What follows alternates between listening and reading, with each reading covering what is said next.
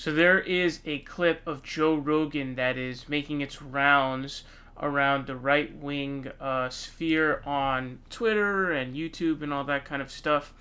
And it's another comment from Joe Rogan about Democratic nominee Joe Biden.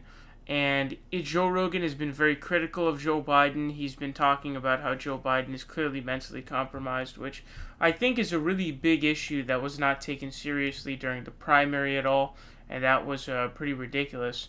But he's going to basically say there's a lot of people uncomfortable with Biden winning the election by basically hiding. Check this out. I believe there's an also large group of people that are very uncomfortable with a man who seems to be mentally compromised winning the election and doing so by hiding. I mean, the guy's never he was just at another thing the other day and he forgot where he was. So is Joe wrong that there are people who are uncomfortable with it? I would say no.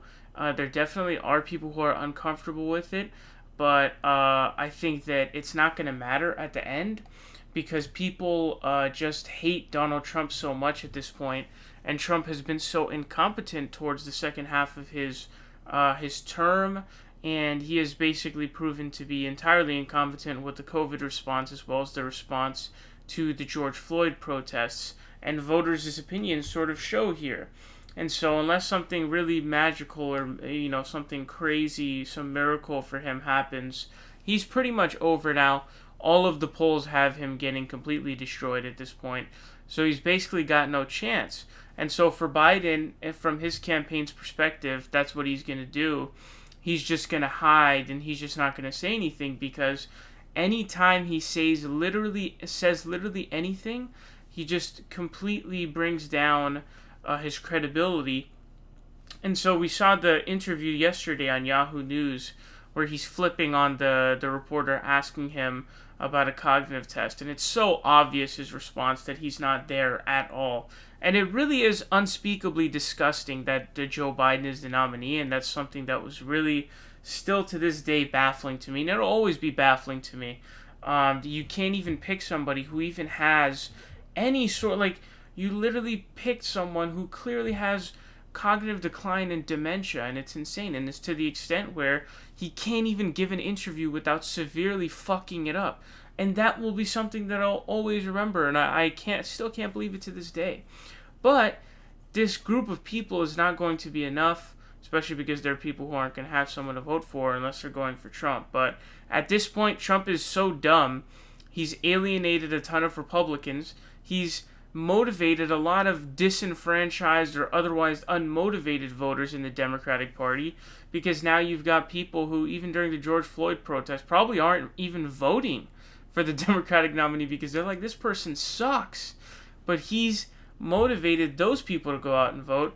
He's also alienated a lot of Republicans. He's out there sharing videos with people saying white power in them. It's crazy, the level of stupidity he's reached. So what's going to happen is, think about it, guys. We're already in August. We're only a couple months away from the election. It's going to be here soon. And nothing has gone in the direction of Trump. There's not going to be some grand reopening.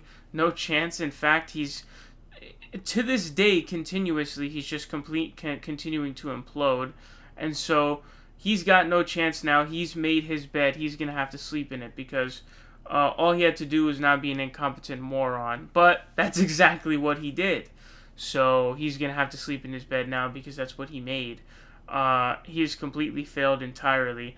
But yes, Joe Biden becoming the nominee. Now, I think if Bernie Sanders didn't have the life philosophy of not doing a negative campaign, he would have had a better shot.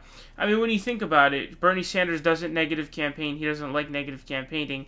Joe Biden starts with a 25-point, default support. Those two, they don't bode very well together. And that's the philosophy that Bernie Sanders has, which is really, really bad. And it's a problem I had with him in 2016 as well. But this is a whole new beast of just keeping hands off and being basically a pussy. But yeah, man, this clip is making its rounds on right-wing media. But it's not going to change anything. Not going to change anything. Trump is screwed.